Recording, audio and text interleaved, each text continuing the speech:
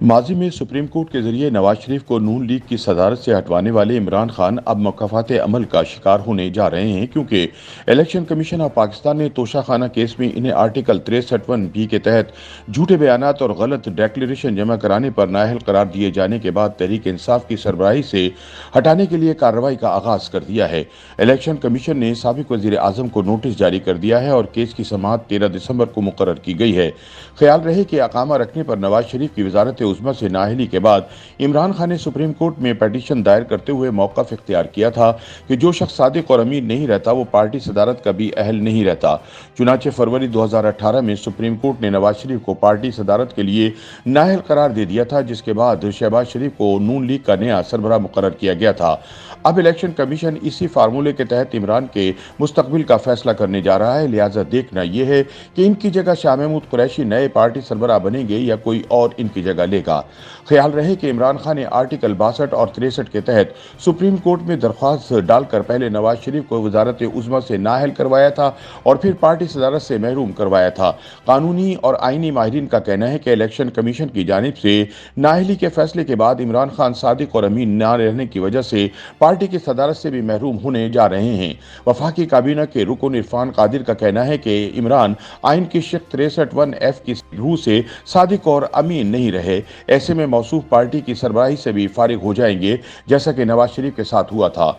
याद रहे कि फरवरी 2018 में इमरान खान की दरख्वास्त पर सुप्रीम कोर्ट ने नवाज शरीफ के खिलाफ फैसला सुनाते हुए कहा था कि आइन की दफा 62-63 पर पूरा न उतरने वाला नाअहल शख्स किसी सियासी जमात की सदारत नहीं कर सकता। फैसले के नतीजे में नवाज शरीफ मुस्लिम लीग नवाज की सदारत के लिए नाअहल हो गए थे, जिन्हें पानामा केस के फैसले में आइन की दफा 62-63 के तहत नाअहल करार दिया गया था। इमरान खान ने नवाज शरीफ की नाअहली और सदारत से फरागत को एक तारीखी फैसला करार दिया था। नवाज शरीफ के खिलाफ केस की समाअत के दौरान जस्टिस एजाजुल एहसन ने रिमार्क्स दिए थे कि पार्टी सरबराह का किरदार दागदार हो तो पूरी जमात दागदार हो जाएगी। उन्होंने कहा था कि नाअहल शख्स को पार्टी सरबराही के लिए किसी दूसरे शख्स का हक नहीं छीनना चाहिए, जबकि अहल अफराद को नाअहल शख्स की जेर क़यादत नहीं होना चाहिए। तब के चीफ जस्टिस मियां साकिब निसार की सरबराही में 3 रुकनी बेंच ने 5 सफ़ात पर मुश्तमिल फैसले में कहा था कि इलेक्शन एक्ट की शिक 203 और 232 को आर्टिकल 62 और 63 के साथ पढ़ा जाएगा। आर्टिकल 62 और 63 के तहत अहलियत न रखने वाला शख्स पार्टी सरबराह नहीं बन सकता। ऐसा शख्स आर्टिकल 63A के तहत पार्टी सरबराह या किसी हैसियत में काम नहीं कर सकता।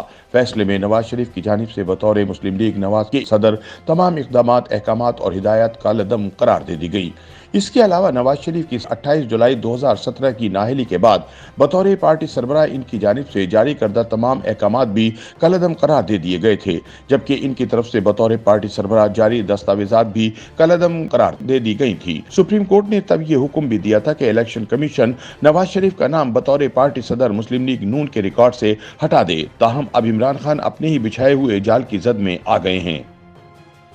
YouTube पर गूगली न्यूज देखने के लिए youtube.com की सर्च बार में गूगली न्यूज टीवी टाइप करें। गूगली न्यूज के पेज पर सुर्ख रंग के सब्सक्रिप्शन वाले बटन पर क्लिक करना ना भूलिए। YouTube पेज पर अपलोड होने वाली वीडियोस से बाखबर रहने के लिए बेल आइकन पर क्लिक कीजिए। आपको हर नई वीडियो के बारे में नोटिफिकेशन मौसूल हो जाएगा।